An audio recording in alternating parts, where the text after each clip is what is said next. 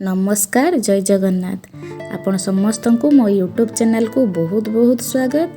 आज मु आपण सामने को नहीं आसी गोटे सिंपल रेसिपी सागर रेसिपी। एठी मु साग नहीं ए साग को मु भल भाव बाछि रखी। एथिरे 2-3 प्रकार साग मु मिसई नहीं।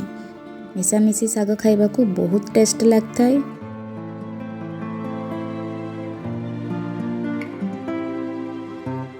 साग को मु काटी देइछि और ताकू भल भाबरे परिष्कार करी धोई रखिछि। तापाई मु एठी नेइछि रसुण छेचा आउ कंचा लंका।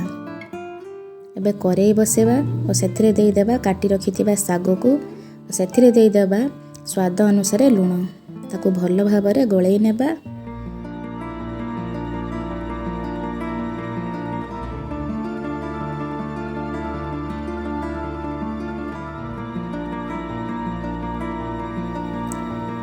एठी सागरु पानी बाहरिबा आरंभ हो गलानी।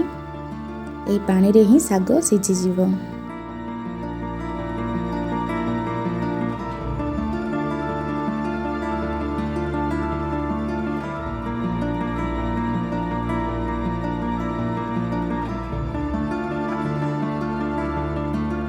एठी साग हमर सिझी गलानी।